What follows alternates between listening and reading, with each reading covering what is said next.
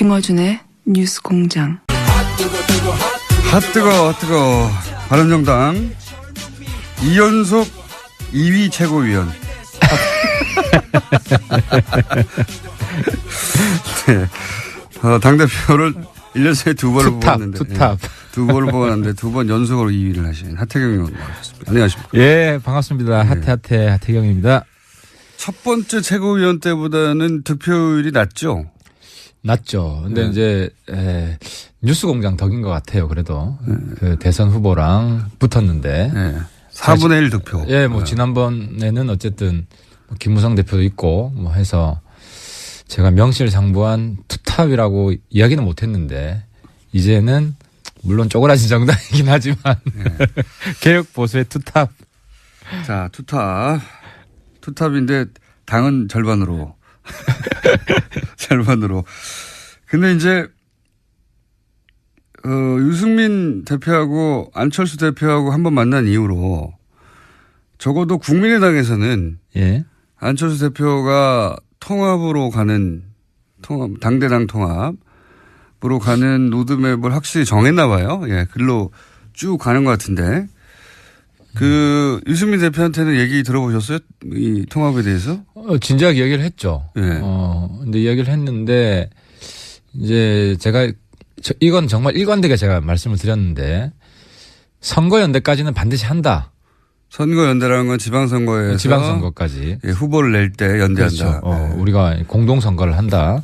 이거는 이제 해야 되는 거고. 근데 이제 합당 문제는 별개의 문제다. 물론 이제 우리 당에 합당론자도 있습니다. 지금 11명 중에 몇 명이 합당론자입니까?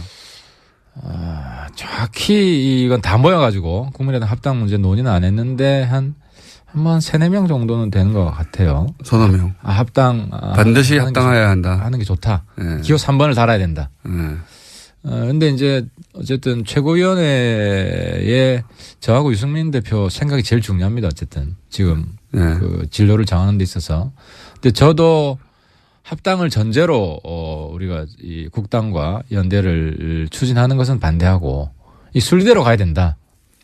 그 안철수 대표 생각은 제가 볼 때는 일종의 탑다운 방식인 것 같아요. 안철수, 유승민 만나가지고 전격 합당 선언을 하면 누가 뭐 어떻게 할 거냐. 나갈 사람 나가라. 원래 이런 생각이 있는지는 모르겠는데 물론 내부에서는 최대한 설득을 하겠지만 근데 이제 그런 방식은 부작용이 굉장히 심하다. 일단 안에서 합당 결사 반대파가 있잖아요. 그럼 불 끄는데 시간 다 보낼 가능성이 있어요. 불을 안 끌려고 그러는 것 같은데요. 제가 보기엔. 근데 이게 그 박지원 전 대표나 이 정치 고단수이기 때문에 이 호남 민심을 들었다 놨다 할 수 있는 분들이거든요. 그랬을 때 이걸 그냥 방치하는 식으로 막 네 마음대로 해라 할 테면 이런 식으로 할 수는 없다라고 저는 보고요. 근데 그래서 어쨌든 파트너가 있는 거잖아요. 우리가 전격 합당 선언 이런 거 안 해준다. 안 해주고 선거연대까지만 하고 그다음 것은 상황을 봐서. 바른정당이 국민의당에서 예를 들어서 이렇게 이제 끝장 토론을 한다지 않습니까? 오늘. 오늘 끝장 토론을 했는데 접점이 없어요. 없겠죠, 당연히. 합의 결론이 어렵겠죠. 서로 각자의 주장을 하다가 끝나겠죠. 그런데 대략 그 지금 새는 합당의 반대파가 숫자는 더 많지 않습니까, 현재 국민의당 내에서. 국민의당 내에서 합당을 반대하는 쪽이 20명이 넘어갔어요. 예를 들어서. 그리고 그분들이 여차하면 탈당할 수도 있다. 탈당이라면 이제 이렇게 되면 거의 분당 수준이죠. 반반이니까 거의. 반이 넘을 수도 있으니까. 분당하겠다 했을 때 안철수 대표 입장에서는 이런 계산인 것 같아요. 결국 분당을 하던 탈당을 하던 그런 숫자가 말은 많지만 실제로 얼마나 되겠느냐. 일부 나가도 그렇게 그 과정에서 이제 탈호남하는 이미지를 이제 가지고 그 일부 어차피 말 안 듣고 자기하고 계속 반기를 들고 탐탁치 않아 하던 사람들은 나갈 테면 나가고 그래봐야 크게 숫자 없을 테니까 나머지 한 10명 정도 나가더라도 한 30여 명 가지고 그래서 제가 요즘 역할이 그런 거 아닌가요? 그런 거에 그렇게 보이죠. 제가 요즘 역할이 국민의당 구당파 역할을 해주고 있는 것 같아요. 사실 제가 어제 중재안을 낸 거예요. 안 대표 쪽이랑 소위 말하는 뭐 비한 반한 네. 계열이랑 그래서 이제 어떤 중재안을 내셨죠? 선거연대를 하자. 네. 이거 합당 아니다. 그러니까 의원님 얘기를 듣지는 않겠죠. 아니 근데 이게 제 이야기를 들어야 되는 게 박지원 대표님도 제가 볼 때는 조금 과도하신 게 네. 아니 합당 파트너로 바른정당 있고 거기 사실상 뭐 우리 당 지도부를 대변하는 제가 합당은 아니라고 이야기를 하잖아요.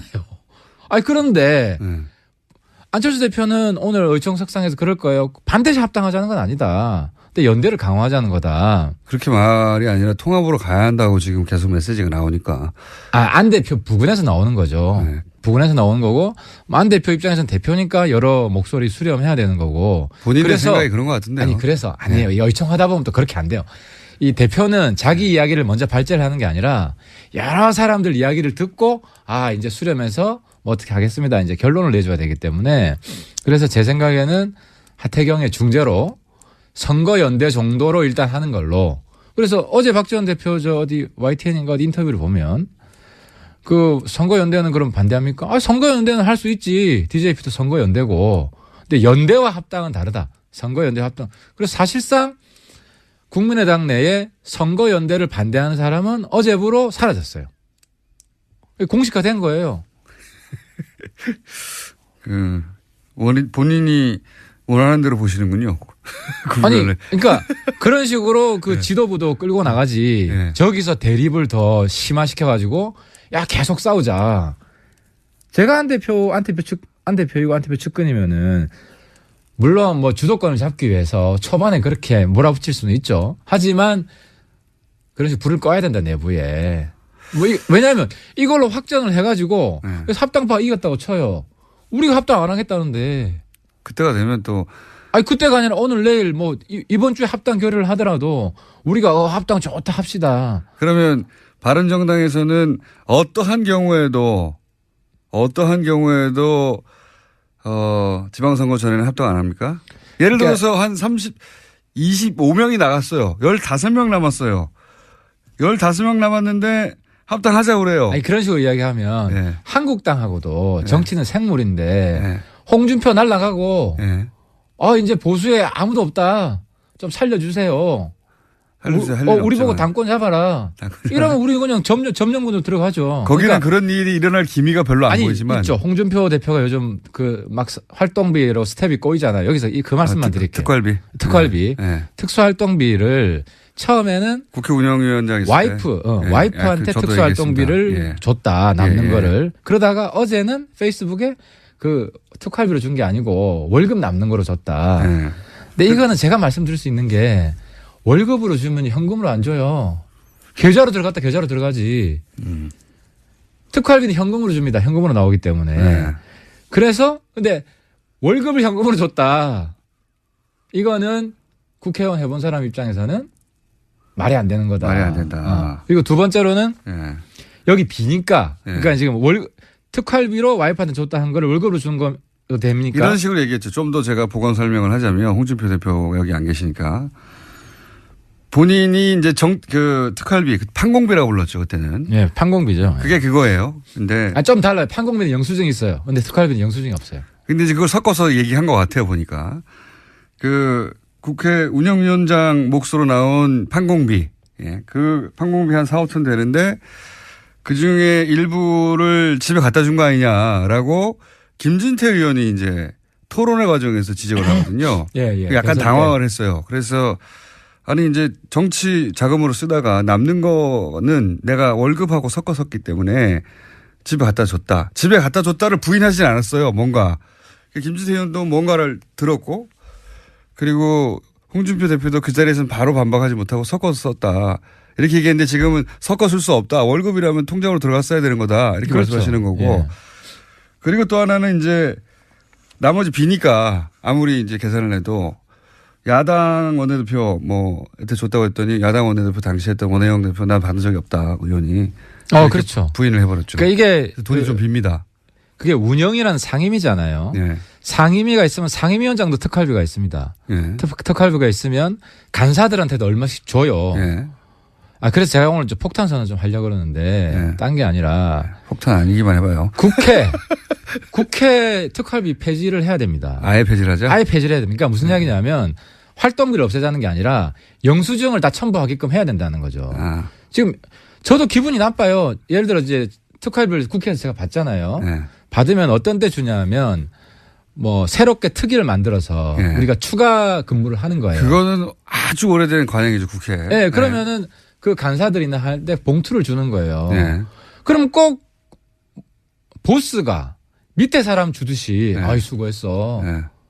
아니, 같은 국회의원끼리 그리고 이제 그걸 받아서 밥 먹으라고 하면 가서 밥 먹죠. 우리 밥 먹죠. 예. 뭐 그렇게 쓰는 건데. 네. 근데 이제 기분이 나빠서 안 받지는 않으셨잖아요. 그래서 이제는 거부하겠다. 이제 거부하겠다. 이제 왜냐하면 이번에 국회 특활비도 개혁을 해야 된다. 그래서 저는 어제 정세균 의장님이 뭐 국정원 특활비 받았다는 의원들 이름 나오니까 불쾌하다 이런 말씀 하셨는데 의장님이 그런 말 하실 때가 아니라 그 의장님 특활비가 제일 많거든요. 의장님이 특활비를 이제 없애라. 판공비. 그러니까 판공비 헷갈린다니까. 네. 특활비는 영수증이 없다니까요. 그래서 자기 개인 집한테도 갖다 줘도 되고 유용할 수가 있는 건데 이거를 특활비는 폐지하겠다. 아예 폐지하고 다 영수증 있는 돈으로 바꿔라. 그리고 영수증 없는 돈은 남은 거는 전부 다 포항 지진 성금으로 내겠다. 그래서 이번에 지진성금 내겠다. 이렇게 선언하시고 바른정당은 뭐 이렇게 저렇게 특활비가 나올 수 있는데 전면 수령 거부하겠다. 제가 우리 의원님들 의총을 소집해가지고 대표님 오시면 특활비 수령 거부 선언을 하자. 그리고 특활비 폐지 운동을 대표님 판공비 때문에 안 하실 것 같은데. 우리 대표님도 이제 특활비 안 받겠다. 네. 선언을 하시자고요. 당연히 적으니까 그럴 수 있죠. 조금만 그걸 떠나서. 아니 근데 이게 저도 이 특활비는 말이 안 된다고 생각하는데 굉장히 오래된 관행이더라고요. 국회가 존재해왔던 이래로 항상 액수의 차이는 있어 왔던. 근데 과거에는 그랬을 것 같아요. 요즘은 특활비로 저도 뭐 한노위 간사도 하고 뭐 최순실 청문회 때도 위원장 되면 위원장한테 나오고 간사 되면 간사한테 나오고. 그렇죠. 그러니까 일종의 추가 노동수당이에요. 뭐 그런 개념은. 예. 그러니까 이거는 예전에 설날 우리가 이제 떡값이라며 줬던 기업에서도 줬던. 근데 그게 꼭 그 보너스로 들어가지 않는 그런 떡값처럼 수고했어의 개념으로 현금을 준 거거든요. 이게. 현금을 주는 거죠. 그러니까 계좌를 넣어줘도 되고 추가 근무수당이라고 월급 명세서에 이번에 새로운 특위 새로운 걸 했으니까 얼마 들어가고 이런 식으로 하면 되거든요. 근데 마치 상하관계인 것처럼 국회도 그렇게 움직이고 있다는 거예요. 알겠습니다. 그런 특활비 문제 때문에 홍준표 대표가 위험할 수 있다. 네. 그렇죠. 그래서 비는 특활비 그러면은 월급 줬으면 그 특활비는 어디 줬냐 하니까 야당 원내대표 당시 줬다고 하니까 내가 안 받았다. 그래서 1,000만 원 이상이 빕니다. 사실은. 꽤 많이 비어요. 현재 설명할 수 없는 비는 게. 그러니까 이제 홍준표 대표 굉장히 지금 초조하고 뭐 쫓기고 있다는 거죠. 그래서 그렇게 똑똑한 사람이. 그런데 그거는 이제 자유한국당의 상황. 그러니까 자유한국당도 갑자기 흔들려 가지고 공백이 생기면 바른정당이 자유한국당과 합칠 수도 있다. 이거 제가 이야기했듯이 홍준표 출당되고. 그죠? 친박도 다 날아가고. 친박은 뭐 자연스럽게 적폐청산 해주고 있고. 홍준표 대표가 흔들리면 친박이 잡겠죠. 그건 아니죠. 지금 최경환 서청원은 뭐 그럴 상황은 아니고. 그러니까 이제 여러 가지 정치가 생물이라는 게 여러 가지 상황이 발생할 수 있고 거기서 정말 보수 리더가 없다. 우리 유승민 비대위 비대위 맡아서 정권을 행사해라. 절대 그런 일은 안 일어날 거라고 봅니다. 그러니까 이런 상황이 발생하면 우리는 한국당 비대위로 들어갈 수 있다는 거예요. 거기는 그 가능성이 매우 제로일 매우 낮지. 제로일 수능하는데. 근데 홍준표가 날아갈 가능성은 전 낮지 않다고 봅니다. 여러 가지 대법원. 홍준표 대표가 혹여 그런 일이 벌어지더라도 바른정당 들어와서 비대위를 니네가 해라. 이건 뭐 본인이 먼저 날아가는데 그때는 본인의 목소리. 그런 일은 안 벌어질 거라고 봅니다. 제가 지금 말씀드리고 싶은 것은. 근데 국민의당은 지금 사실 끝장 토론이라고 할 만큼 세력도 크고 큰 세력 둘이 부딪혔고 한쪽에서는 뭐 탈당이니 분당이니 심리적 분당이니 이런 얘기가 이미 나온 상태잖아요. 그러니까 아무튼 한쪽이 이렇게 나갔어요. 만약에. 그러면 20명 이상이 나갔다. 예. 먼저 나갔으면은 그러면은 남은 사람들끼리는 편하죠, 이야기가. 근데 문제는 뭐냐면. 제 말이 그겁니다. 그런 걸 그리는 게 아닌가. 그게 아니라는 거예요. 안철수 대표는 바른정당은 제가 아니더라도. 볼 때는 예. 우리랑 비슷한 문제인데 예. 바른정당과 국민의당 둘 다 양당 환원론자가 있는 거예요. 예. 그냥 뭐 소선거구제고 하니까 뭐 이쪽 한국당으로 모여라. 예. 그러니까 박지원 대표도 보면 한국당 제발 좀 가줘. 우리 민주당 가고 싶어. 이게 실제 본마음이 아니냐. 물론 박지원 대표는 100% 그러진 않을 거예요. 근데 다른 몇 분들은 민주당으로 가고 싶은 명분을 자꾸 그러니까 예를 들어 오늘 제가 우리는 바로 합당하겠다라고 하면은 안철수, 하태경, 유승민 간의 합당 모종의 음모가 진행되고 있다. 우리는 이걸 막기 위해서 이제 탈당해가지고 이제 새로운 민주 세력을 그죠? 호남 정통 민주 세력을 우리가 뭐 구출하겠다. 이런 명분을 자꾸 찾으려고 하는 것 같아요. 그래서 그 명분을 안 주려고. 안 주려고 하는 게 아니라 네. 박수 받지 않고 시너지가 없는데 왜 합니까? 안 그래도 쪼그라들었는데 우리는 더 쪼그라드는 이제 더 이상 우리 내려갈 데가 없어요. 자, 그러면은 국민의당과 당대당 통합을 만약에 할 수 있다면 어떤 전제 조건이 있어야 되는 겁니까? 20명 이상 영원한 국민 20명 이상 탈당? 주민들이 네. 박수 쳐주면 우리 할 수 있어요. 영원한 주민들이 박수 안 쳐줍니다, 지금은. 아니, 여론조사를 보면 네. 호남 보더라도 호남의 지금 민주당 지지가 한 7, 80% 되죠. 그 정도 되겠죠, 뭐. 그죠. 네. 그런데 바른정당 합당에 찬성하는 게 한 37, 8%. 네. 반대하는 게 한 45% 되더라고요. 그거는 국민의당의 권리당원을 대상으로 한 여론조사예요. 국민의당 권리당원은 네. 한 50%가 바른정당 합당 찬성이고 네. 민주당 합당이 한 10몇 %예요. 그러니까 호남의 여론이 그 바른정당에 대해서 그렇게 나쁘지 않아요. 이건 제가 체감하는데 한번 제가 KTX 타고 광주 내려갔는데 제가 잤거든요. 개의치 않는 거겠죠. 아니 제가 이야기만 잤는데 네. 제가 이제 광주 내려간다고 하고 자니까 막 호남 분들이 깨워줘요. 내리라고.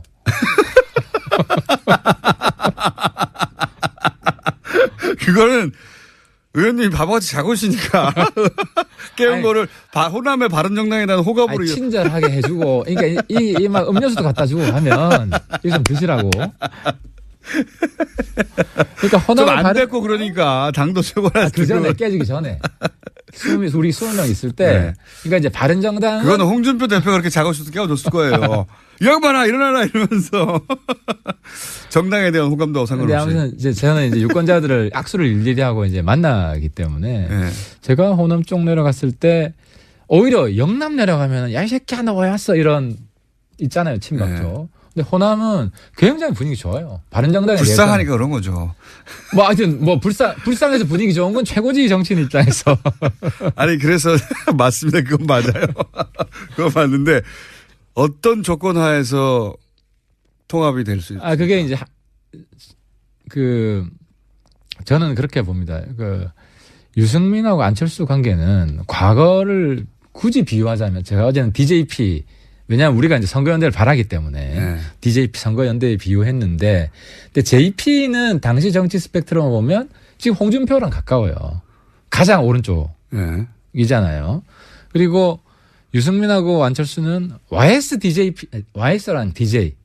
YSDJ가 서로 필요할 때 합당을 했다가 경쟁할 때 또 분당을 하고 이런 관계. 그러니까 지금 문재인 대통령 이후에 차기 대권을 보면 이제 민주당에 이제 몇 분이 계시고 민주당 이외에는 그나마 가장 앞서 있는 게 유승민, 안철수라고 보입니다. 제가 볼 때는 보이고 그래서 이 두 분은 어쨌든 대안이 없어요. 제가 볼 땐. 앞으로 대선까지는 큰 새로운 스타가 나오기 전에는. 바른정당에서는 유승민밖에 없고 국민의당에서는 안철수밖에 없다. 그렇죠. 한국당에는 나올 가능성이 별로 없다. 이렇게 봤을 때 굳이 4년 이상 남았는데요. 아니 굳이 명분 없이 합당 안 해도 개인 대선 후보로서의 이 인지도나 지지율이 사라지는 게 아니에요. 그러니까 우리도 계속 떨어지겠죠. 우리도 명분 없이 명분 없이 하는 것보다 명분 있게 도개청청 가는 게 낫죠. 유승민 대표는 그렇습니다. 그렇죠. 예, 확실히. 그러니까 유승민 대표는 선거연대까지만 하더라도 유승민 대표 잃을 게 별로 없다. 우리는 충분히 얻을 거 얻는다는 거죠. 근데 선거연대도 안 될까 봐 제가 박지원 전 대표님한테 사실 선거연대까지는 하자. 그죠. 그건 필요한 거 아니냐. 민주당 안 갈 거면 민주당이 후보 안 될 것도 아니고 선거연대까지는 하자는 거죠. 그리고 그 이후의 상황은 국민한테 맡기자는 거죠. 그러면 바른정당의 핵심 지도부의 본심은 선거연대까지만 가자 이겁니까 일단은? 그건 반드시 하자. 거기까지는 반드시 하자. 반드시 하자. 통합까지는 너무 길도 멀고. 아니 근데 통합은 이게 시너지가 날 수도 있지만 오히려 안 좋을 수도 있다는 거죠. 과정이 어떻게 되냐에 따라서. 과정에 따라서. 무리하지 말자. 그렇죠. 네. 이걸 굳이 무리해서 합당하다가. 자연스럽게 온다면 할 수도 있다. 그렇죠. 그건 굉장히 순리대로 순리대로 갈 일이 지금 없는 상황이니까. 그러니까 지금 저런 상황에서 우리가 뭐 국당 분당을 우리가 촉진시키려고 하태경이 국민의당 파괴조 역할을 안 하겠다는 거죠. 그래서 제가 지난번에 선거연대까지도 안 될까 봐. 아니 박지원 대표 제가 비판한 거는 박지원 대표는 자꾸 바른정당 파괴조 역할을 하시는 거 아니냐.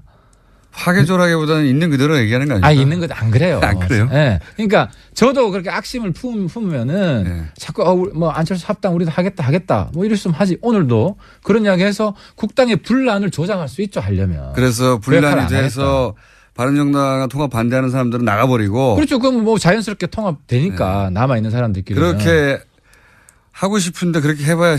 그렇게 해봐야 정치적으로 우리한테 득될 것도 없고 우리 바른정당의 새로운 개혁보수 스타일도 아니고 그 완전히 옛날 공작 구태 이런 정치잖아요. 네. 그 정도 영향이 없어서 그런 건 아니고요. 제가 한마디 하면 또 이 유승민 마음이다 이렇게 해가지고 또 막 하겠죠. 그러면 그냥 드라이하게 국민의당의 분당 가능성은 어떻게 보세요? 얼마나 보세요? 국민의당은 좀 다른 것 같아요. 우리는 다선 위주여가지고 우리 다선들이 한국당 가면 당협위원장을 꽤 차요. 그리고 그 경선을 하더라도 이깁니다. 근데 국민의당은 초선이 많죠.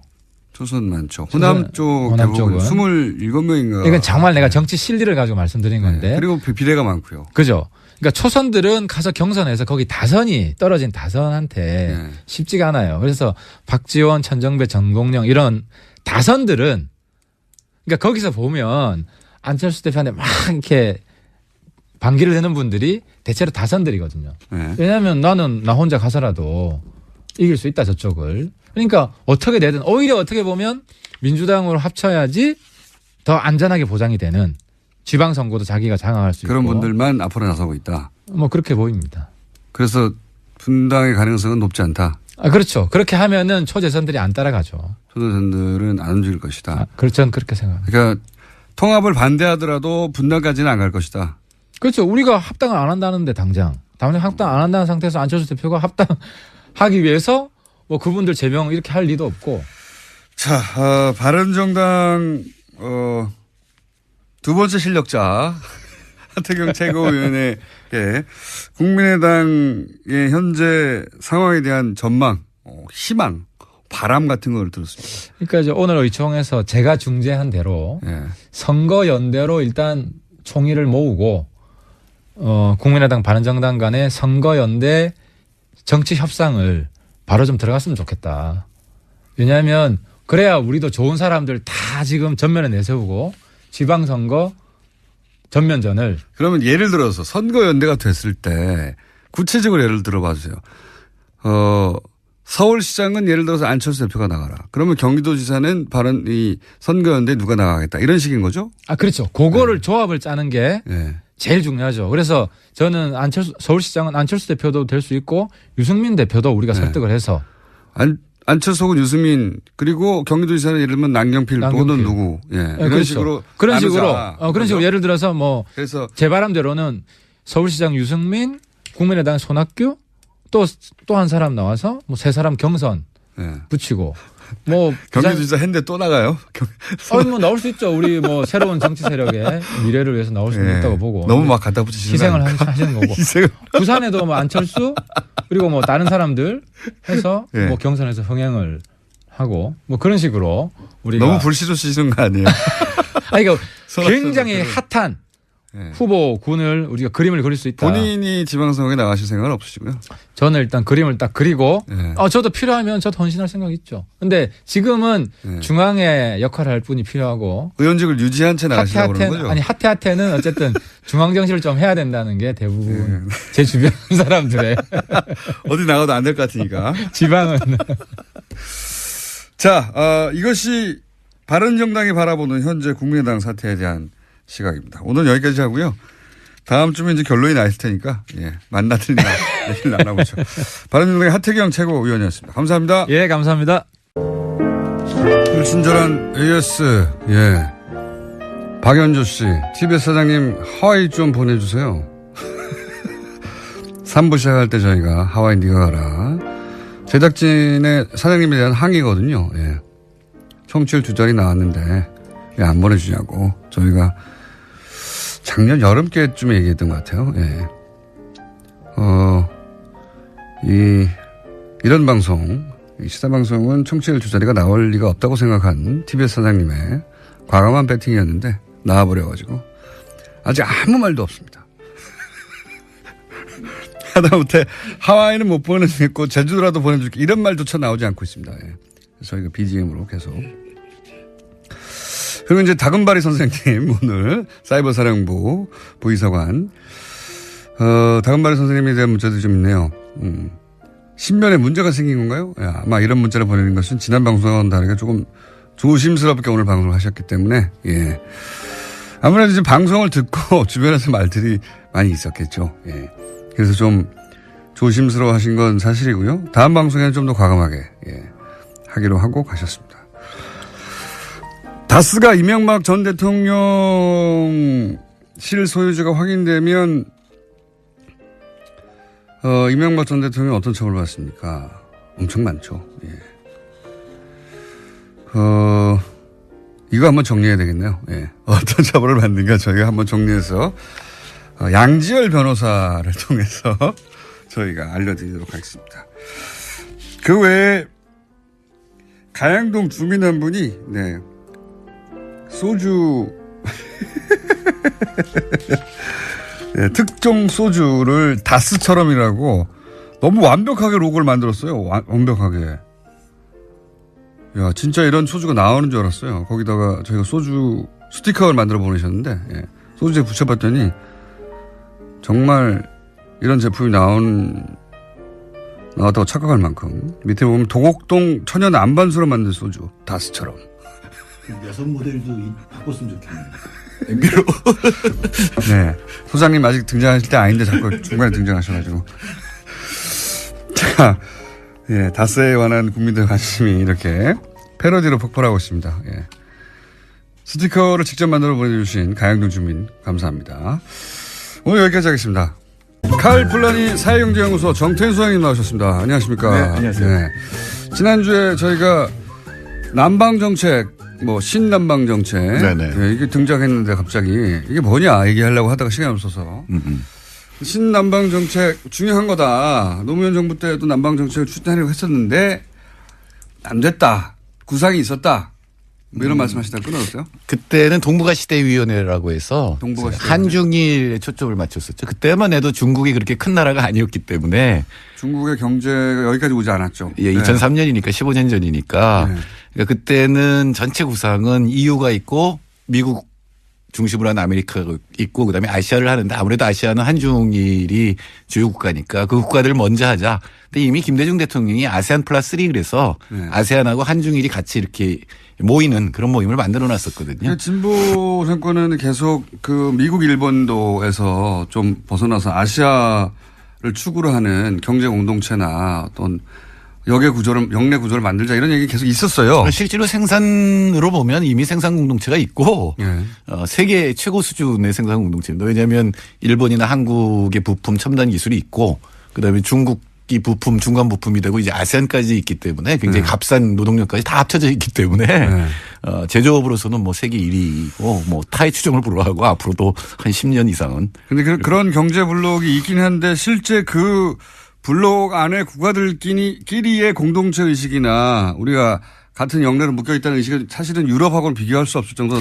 네, 그게 얕잖아요. 제가 동북아 공동체를 EU를 모델로 추진을 했었는데 금방 깨달은 게 뭐냐면 그러니까 EU와 미국은 같이 소련이라는 적이 있었잖아요. 예. 그래서 미국이 EU가 건설되는 걸 도와줬잖아요. 예.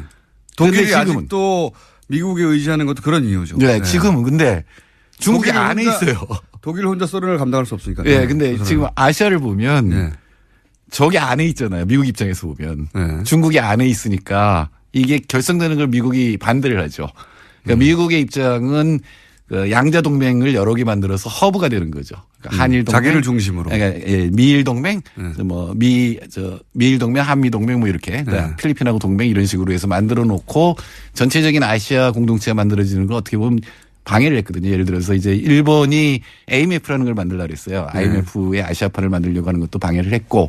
근데 중국이 지금은 커져서 중국이 독자적으로 끌고 나가고 아시아로의 회기를 선언했잖아요. 그러니까 본격적으로 동아시아를 놓고 지금 미국하고 중국이 맞붙어 있는데 그럼 한국은 어떻게 살 거냐. 어느 쪽으로도 붙기가 어렵거든요. 그러니까 중국이 십몇 년 전하고 다르게 중국이 아시아뿐만 아니라 전 세계에 미치는 영향이 굉장히 커졌는데. 그러니까 PPP, 그러니까 물가를 고려한 GDP로 보면 이미 세계 1위거든요.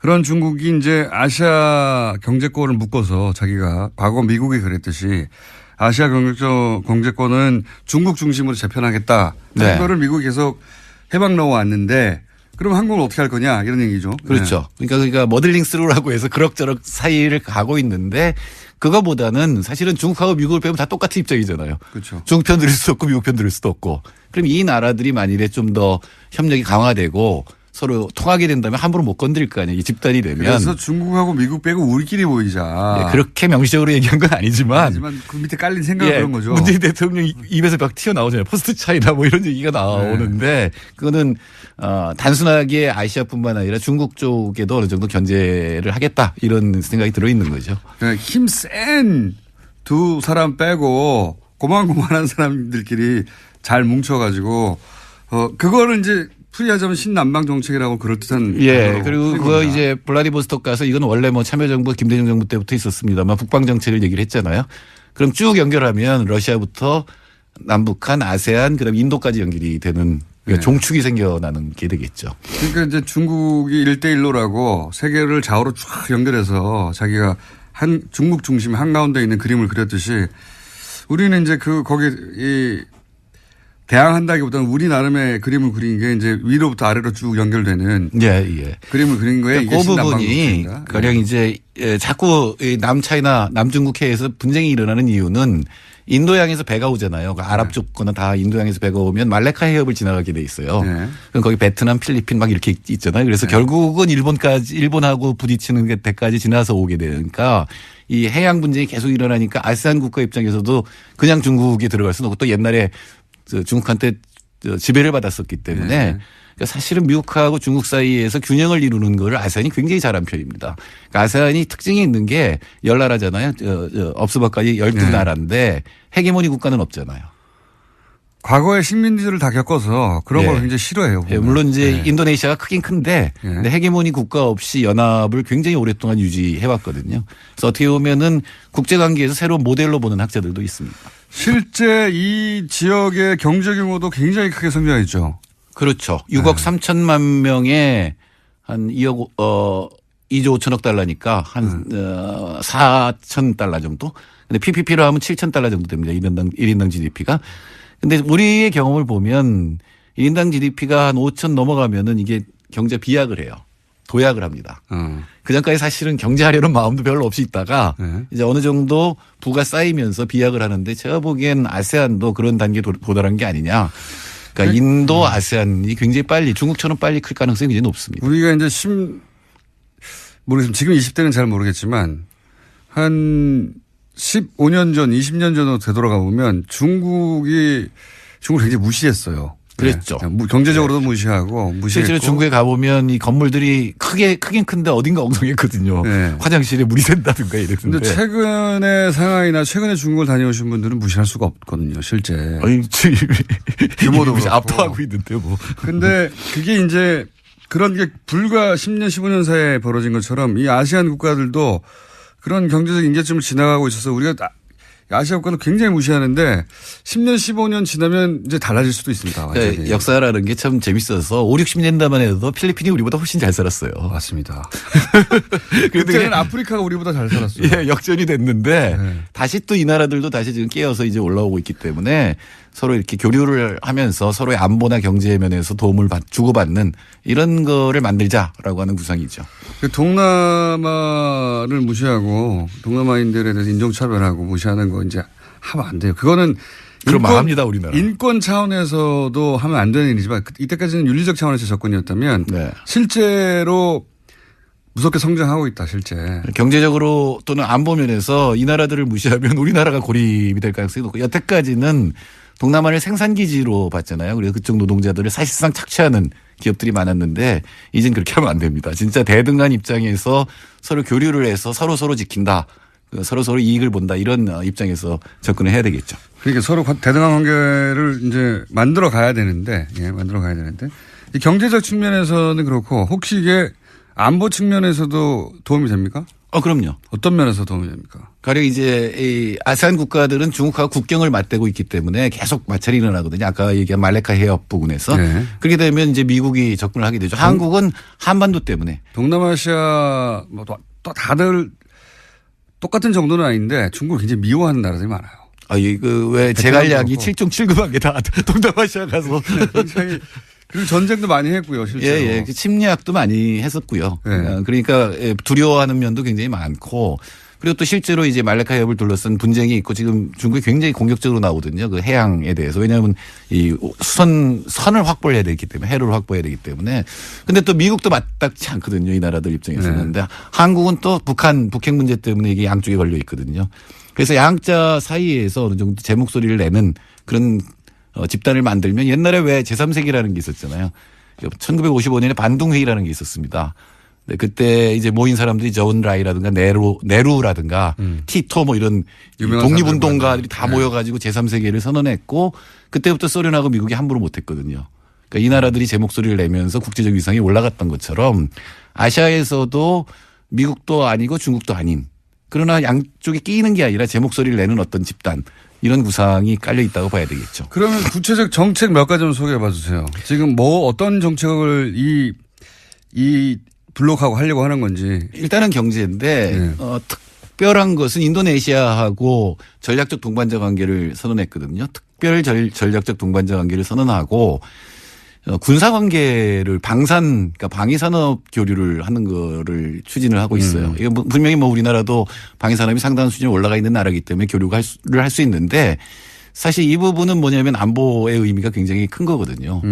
단순하게 미국이나 중국에 의존하지 않는 어떤 무기 이런 것들이 있기 때문에 뚜렷하게 마치 우리가 미국하고 유럽 사이에 무기 구매를 경계시키듯이 중국하고 미국 사이의 경쟁 속에 우리가 들어갈 수도 있겠다. 이런 그럴 수도 있고요. 그리고 이건 여전히 환상입니다만 철도로 왜 시베리아 통해서 유럽까지 가는 길이 있잖아요. 그거 예전부터 저도 그리고 이제 1대1로에서 일대라고 하는 거는 항구로 배로 해서 이제 인도양까지 쭉 갈 수가 있는 거고 그 부분이 평화롭게 지켜지면 사실 우리나라 물동량이 65%가 말레카 해협을 거치거든요. 그러니까 특히 원유 이런 거는 다 글로 오는 거기 때문에 그 부분도 굉장히 중요한 이권이 달려 있는 거죠. 방산 인프라를 구축한다. 그리고 그 외에 그때 나온 얘기로는 4차 산업혁명 얘기도 나왔는데 그거 뭐 하겠다는 겁니까? 4차 산업이 뭔지 제가 아직도 몰라가지고 잘. 사실은 인구가 많잖아요. 그러면 천재들이 많아요. 저는 그런 꿈을 꾸는데 새만금 같은 데다가 아시아의 천재들 다 모아놔서 무슨 연구소 같은 거 만들면 어떨까. 아시아의 천재들이 한국에 올 이유가 있어야 되는 거예요. 왜 없나요? 우리나라가 제일 그래도 살기가 1인당 GDP도 넘고 IT망 잘 돼 있고 일본을 안 가고 우리나라에 오는 연구하기 좋고 일본은 잘 모르겠어요. 우리 물가도 비싸고요. 요즘 일본만큼이나. 그리고 아세안이 또 주목해야 될 게 평균 연령이 29살이에요. 굉장히 젊은 나라들이에요. 앞으로 굉장히 빨리 클 거라는 거예요. 중동도 굉장히 젊어졌어요. 네. 그 젊은 나라들의 젊은 인재들하고 교류를 하는 게 굉장히 중요하기 때문에 아마 4차 산업혁명이 뚜렷한 건 없을 거고요. 아마 인력 교류, 문화 교류 이런 것도 시작을 하게 될 겁니다. 굉장히 많이 등장했어요. 말들은. 예를 들어 중소기업 협력, 스마트시티 협력, 수자원 관리 협력, 교통과 에너지 협력. 뭘 많이 하려나 봅니다. 할 수 있는 일은 다 하겠다는 얘기죠. 그러니까 사실은 그 아세안에서 가장 중요한 게 메콩강이잖아요. 그 메콩강 범람이라든가 이런 것들도 같이 할 수가 있고 특히 생태 문제는 같이 처리를 해야 되겠죠. 그렇군요. 자, 그러니까 향후 한 4년, 5년간은, 우리 이전과는 다르게 이런 아시아 국가들과의 교류나 또는 아시아 국가들의 협정이나 이런 게 많이 눈에 띌 수 있다. 예. 네네. 그 첫발 띄었다. 이 정도 하겠습니다. 네. 정태일 소장님이었습니다. 감사합니다. 네, 감사합니다. 내일 뵙겠습니다. 안녕. 특활비. 네. 특수활동비를 처음에는 국회 운영위원장 있을 와이프한테 특수활동비를 줬다. 남는 거를. 그러다가 어제는 페이스북에 그 특활비로 준 게 아니고 월급 남는 거로 줬다. 근데 이거는 제가 말씀드릴 수 있는 게 월급으로 주면 현금으로 안 줘요. 계좌로 들어갔다 계좌로 들어가지. 특활비는 현금으로 줍니다. 현금으로 나오기 때문에. 그래서 근데 월급을 현금으로 줬다. 이거는 국회의원 해본 사람 입장에서는 말이 안 되는 거다. 말이 안 된다. 그리고 두 번째로는 여기 비니까. 그러니까 지금 특활비로 와이프한테 줬다 한 거를 월급으로 준 거 됩니까? 이런 식으로 얘기했죠. 좀 더 제가 보강 설명을 하자면 홍준표 대표가 여기 안 계시니까 본인이 이제 특활비, 판공비라고 불렀죠. 그때는. 예, 판공비죠. 그게 그거예요. 근데. 좀 달라요. 판공비는 영수증이 있어요. 근데 특활비는 영수증이 없어요. 근데 이제 그걸 섞어서 얘기한 것 같아요. 보니까. 그 국회 운영위원장 몫으로 나온 판공비.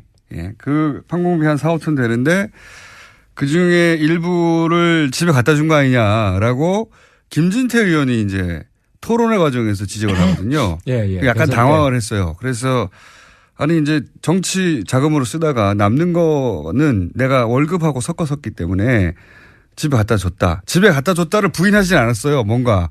김진태 의원도 뭔가를 들었고 그리고 홍준표 대표도 그 자리에서는 바로 반박하지 못하고 섞어서 썼다. 이렇게 얘기했는데 지금은 섞어 쓸 수 없다. 월급이라면 통장으로 들어갔어야 되는 거다. 이렇게 그렇죠. 말씀하시는 거고. 예. 그리고 또 하나는 이제 나머지 비니까 아무리 이제 계산을 해도 야당 원내대표 이때 줬다고 했더니 야당 원내대표 당시 했던 원혜영 대표 난 받은 적이 없다. 의원이. 그렇죠. 부인을 해버렸죠. 그러니까 이게 돈이 좀 빕니다. 그게 운영이라는 상임위잖아요. 예. 상임위가 있으면 상임위원장도 특활비가 있습니다. 예. 특활비가 있으면 간사들한테도 얼마씩 줘요. 예. 그래서 제가 오늘 폭탄선언 좀 하려고 그러는데 딴 게 아니라 폭탄 아니기만 해봐요. 국회 특활비 폐지를 해야 됩니다. 아예 폐지를 하죠? 아예 폐지를 해야 됩니다. 그러니까 무슨 이야기냐면 활동비를 없애자는 게 아니라 영수증을 다 첨부하게끔 해야 된다는 거죠. 지금 저도 기분이 나빠요. 예를 들어 이제 특활비를 국회에서 제가 받잖아요. 받으면 어떤 때 주냐면 새롭게 특위를 만들어서 우리가 추가 근무를 하는 거예요. 그거는 아주 오래된 관행이죠, 국회. 네, 그러면은 그 간사들이나 할 때 봉투를 주는 거예요. 그럼 꼭 보스가 밑에 사람 주듯이 아이 수고했어. 같은 국회의원끼리. 그리고 이제 그걸 받아서 밥 먹으라고 하면 가서 밥 먹죠. 우리 밥 먹죠. 그렇게 쓰는 건데. 근데 이제 기분이 나빠서 안 받진 않으셨잖아요. 그래서 이제는 거부하겠다. 이제는 거부하겠다. 이제 왜냐하면 이번에 국회 특활비도 개혁을 해야 된다. 그래서 저는 어제 정세균 의장님이 국정원 특활비 받았다는 의원들 이름 나오니까 불쾌하다 이런 말씀 하셨는데 의장님이 그런 말 하실 때가 아니라 그 의장님 특활비가 제일 많거든요. 의장님이 특활비를 이제 없애라. 판공비. 그러니까 판공비 헷갈린다니까. 특활비는 영수증이 없다니까요. 그래서 자기 개인 집한테도 갖다 줘도 되고 유용할 수가 있는 건데 이거를 특활비는 폐지하겠다. 아예 폐지하고 다 영수증 있는 돈으로 바꿔라. 그리고 영수증 없는 돈은 남은 거는 전부 다 포항 지진 성금으로 내겠다. 그래서 이번에 지진성금 내겠다. 이렇게 선언하시고 바른정당은 이렇게 저렇게 특활비가 나올 수 있는데 전면 수령 거부하겠다. 제가 우리 의원님들 의총을 소집해가지고 대표님 오시면 특활비 수령 거부 선언을 하자. 그리고 특활비 폐지 운동을 대표님 판공비 때문입니까 현재 국민의당 내에서 국민의당 내에서 합당을 반대하는 쪽이 20명이 넘어갔어요. 예를 들어서. 그리고 그분들이 여차하면 탈당할 수도 있다. 탈당이라면 이제 이렇게 되면 거의 분당 수준이죠. 반반이니까 거의. 반이 넘을 수도 있으니까. 분당하겠다 했을 때 안철수 대표 입장에서는 이런 계산인 것 같아요. 결국 분당을 하던 탈당을 하던 그런 숫자가 말은 많지만 실제로 얼마나 되겠느냐. 일부 나가도 그렇게 그 과정에서 이제 탈호남하는 이미지를 이제 가지고 그 일부 어차피 말 안 듣고 자기하고 계속 반기를 들고 탐탁치 않아 하던 사람들은 나갈 테면 나가고 그래봐야 크게 숫자 없을 테니까 나머지 한 10명 정도 나가더라도 한 30여 명 가지고 예. 그래서 제가 요즘 역할이 그런 거 아닌가요? 그런 거 그렇게 보이죠. 제가 요즘 역할이 국민의당 구당파 역할을 해주고 있는 것 같아요. 사실 제가 어제 중재안을 낸 거예요. 안 대표 쪽이랑 소위 말하는 뭐 비한 반한 계열이랑 그래서 이제 어떤 중재안을 내셨죠? 선거연대를 하자. 네. 이거 합당 아니다. 그러니까 의원님 얘기를 듣지는 않겠죠. 아니 근데 이게 제 이야기를 들어야 되는 게 박지원 대표님도 제가 볼 때는 조금 과도하신 게 아니 합당 파트너로 바른정당 있고 거기 사실상 뭐 우리 당 지도부를 대변하는 제가 합당은 아니라고 이야기를 하잖아요. 아니 그런데 안철수 대표는 오늘 의총석상에서 그럴 거예요. 반드시 합당하자는 건 아니다. 근데 연대를 강화하자는 거다. 그렇게 말이 아니라 통합으로 가야 한다고 지금 계속 메시지가 나오니까. 안 대표 부근에서 나오는 거죠. 네. 부근에서 나오는 거고 안 대표 입장에서는 대표니까 여러 목소리 수렴해야 되는 거고. 본인의 생각이 그런 것 같은데요. 아니 그래서 아니에요. 의총하다 보면 또 그렇게 안 돼요.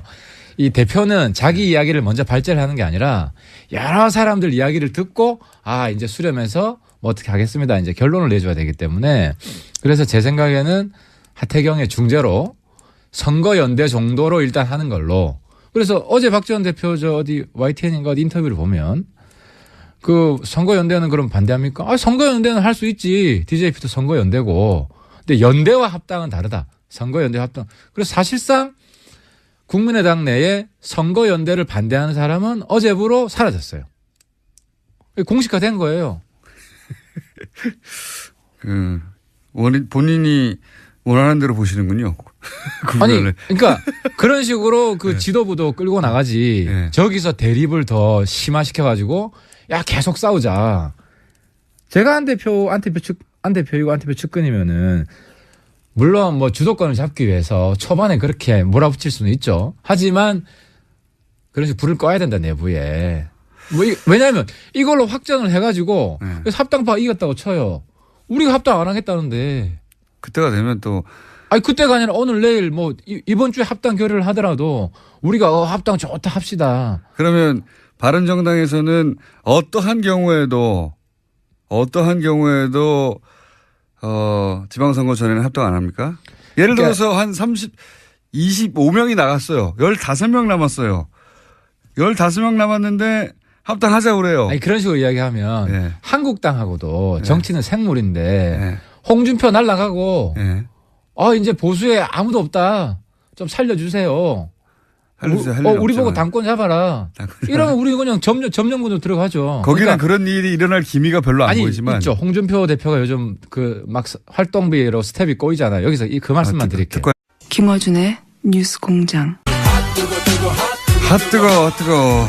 바른정당 이연속 2위 최고위원.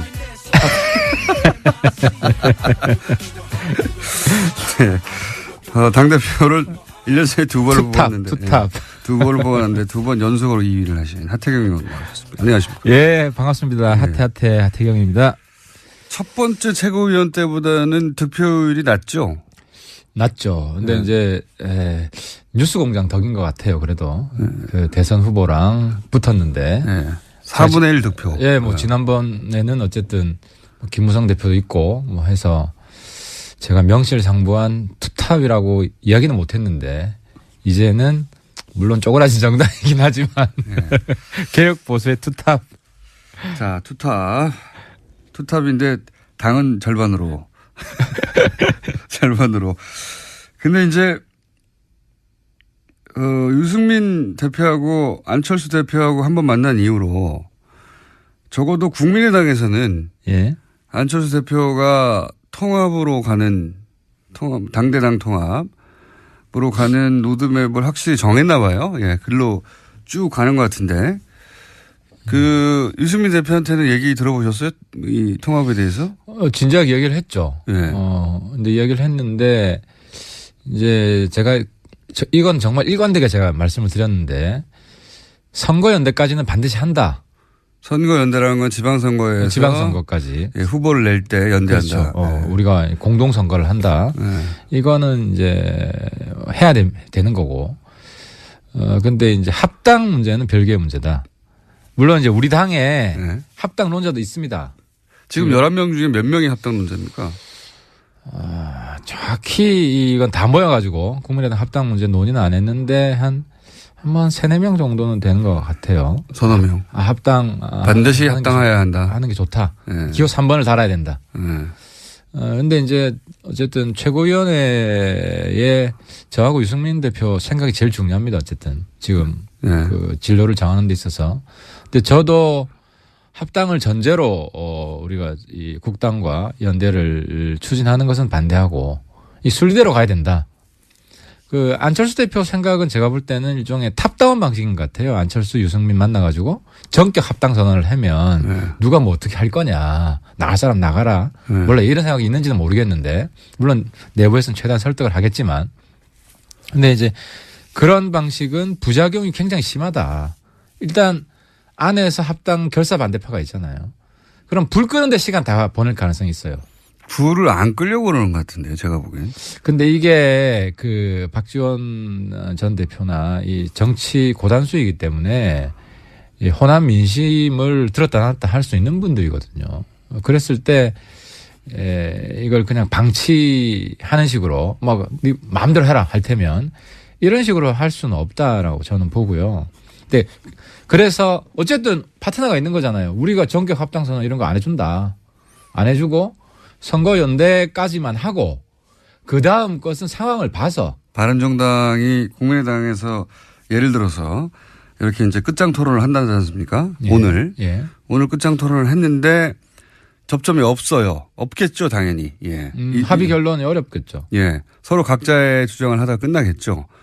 그런데 대략 그 지금 새는 합당의 반대파가 숫자는 더 많잖아요. 우리는 이걸 막기 위해서 이제 탈당해가지고 이제 새로운 민주 세력을 그죠? 호남 정통 민주 세력을 우리가 뭐 구출하겠다. 이런 명분을 자꾸 찾으려고 하는 것 같아요. 그래서 그 명분을 안 주려고. 안 주려고 하는 게 아니라 박수 받지 않고 시너지가 없는데 왜 합니까? 안 그래도 쪼그라들었는데 우리는 더 쪼그라드는 이제 더 이상 우리 내려갈 데가 없어요. 자, 그러면은 국민의당과 당대당 통합을 만약에 할 수 있다면 어떤 전제 조건이 있어야 되는 겁니까? 20명 이상 영원한 국민 20명 이상 탈당? 주민들이 박수 쳐주면 우리 할 수 있어요. 영원한 주민들이 박수 안 쳐줍니다, 지금은. 아니, 여론조사를 보면 호남 보더라도 호남의 지금 민주당 지지가 한 7-80% 되죠. 그 정도 되겠죠, 뭐. 그죠. 그런데 바른정당 합당에 찬성하는 게 한 37-8%.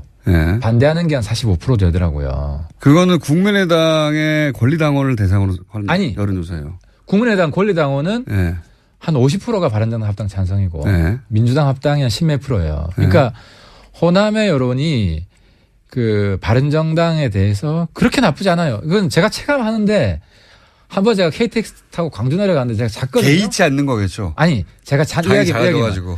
잤는데 제가 이제 광주 내려간다고 하고 자니까 막 호남 분들이 깨워줘요. 내리라고.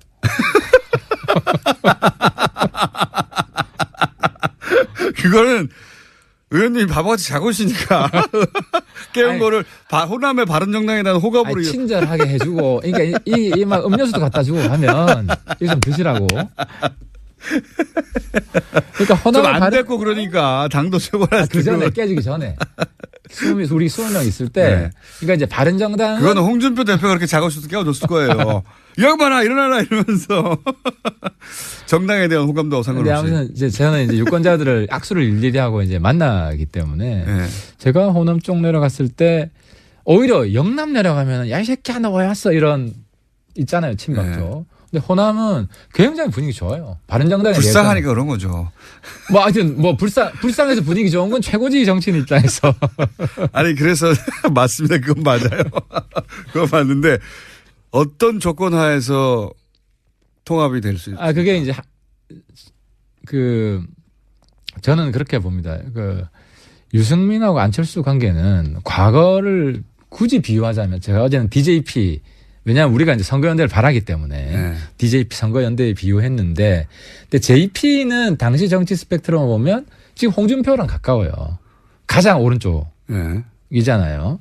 그리고 유승민하고 안철수는 YS라는 DJ. YSDJ가 서로 필요할 때 합당을 했다가 경쟁할 때 또 분당을 하고 이런 관계. 그러니까 지금 문재인 대통령 이후에 차기 대권을 보면 이제 민주당에 이제 몇 분이 계시고 민주당 이외에는 그나마 가장 앞서 있는 게 유승민, 안철수라고 보입니다. 제가 볼 때는 보이고. 그래서 이 두 분은 어쨌든 대안이 없어요. 제가 볼 땐. 앞으로 대선까지는 큰 새로운 스타가 나오기 전에는. 바른정당에서는 유승민밖에 없고 국민의당에서는 안철수밖에 없다. 그렇죠. 한국당에는 나올 가능성이 별로 없다. 이렇게 봤을 때 굳이 4년 이상 남았는데요. 아니 굳이 명분 없이 합당 안 해도 개인 대선 후보로서의 이 인지도나 지지율이 사라지는 게 아니에요. 그러니까 우리도 계속 떨어지겠죠. 우리도 명분 없이 명분 없이 우리 안 하실 것 같은데. 우리 대표님도 이제 특활비 안 받겠다. 선언을 하시자고요. 당이 적으니까 그럴 수 있죠. 조금만 그걸 떠나서. 아니 근데 이게 저도 이 특활비는 말이 안 된다고 생각하는데 굉장히 오래된 관행이더라고요. 국회가 존재해왔던 이래로 항상 액수의 차이는 있어 왔다. 근데 과거에는 그랬을 것 같아요. 요즘은 특활비로 저도 환노위 간사도 하고 최순실 청문회 때도 위원장 되면 위원장한테 나오고 간사 되면 간사한테 나오고. 그렇죠. 그러니까 일종의 추가 노동수당이에요. 그런 개념은. 예. 그러니까 이거는 예전에 설날 우리가 이제 떡값이라며 줬던 기업에서도 줬던. 근데 그게 꼭 그 보너스로 들어가지 않는 그런 떡값처럼 수고했어의 개념으로 현금을 준 거거든요. 이게. 현금을 주는 거죠. 그러니까 계좌를 넣어줘도 되고 추가 근무수당이라고 월급 명세서에 이번에 새로운 특이 새로운 걸 했으니까 얼마 들어가고 이런 식으로 하면 되거든요. 근데 마치 상하관계인 것처럼 국회도 그렇게 움직이고 있다는 거예요. 알겠습니다. 그런 특활비 문제 때문에 홍준표 대표가 위험할 수 있다. 그렇죠. 그래서 비는 특활비 그러면은 월급 줬으면 그 특활비는 어디 줬냐 하니까 야당 원내대표 당시 줬다고 하니까 내가 안 받았다. 그래서 1,000만 원 이상이 빕니다. 사실은. 꽤 많이 비어요. 현재 설명할 수 없는 비는 게. 그러니까 이제 홍준표 대표 굉장히 지금 초조하고 쫓기고 있다는 거죠. 그래서 그렇게 똑똑한 사람이. 그런데 그거는 이제 자유한국당의 상황. 그러니까 자유한국당도 갑자기 흔들려 가지고 공백이 생기면 바른정당이 자유한국당과 합칠 수도 있다. 이거 제가 이야기했듯이 홍준표 출당되고. 그죠? 친박도 다 날아가고. 친박은 자연스럽게 적폐청산 해주고 있고. 홍준표 대표가 흔들리면 친박이 잡겠죠.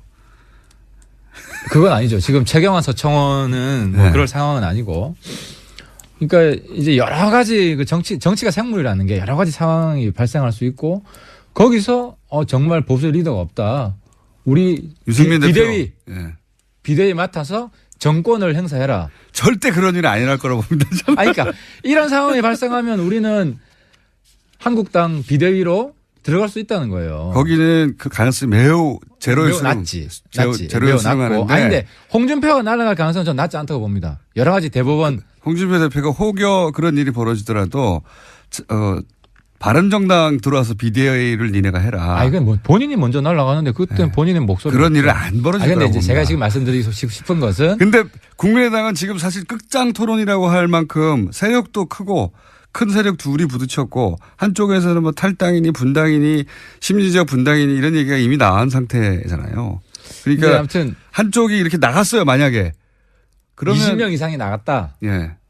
먼저 나갔으면은 그러면은 남은 사람들끼리는 편하죠 이야기가. 근데 문제는 뭐냐면 제 말이 그겁니다. 그런 걸 그리는 게 아닌가. 그게 아니라는 거예요. 안철수 대표는 바른정당은 제가 아니더라도 볼 때는 우리랑 비슷한 문제인데 바른정당과 국민의당 둘 다 양당 환원론자가 있는 거예요.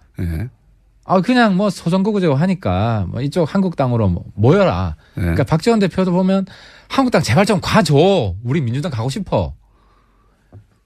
이게 실제 본마음이 아니냐. 물론 박지원 대표는 100% 그러진 않을 거예요. 근데 다른 몇 분들은 민주당으로 가고 싶은 명분을 자꾸 그러니까 예를 들어 오늘 제가 네. 우리는 바로 합당하겠다라고 하면은 안철수, 하태경, 유승민 간의 합당 모종의 음모가 진행되고 있다.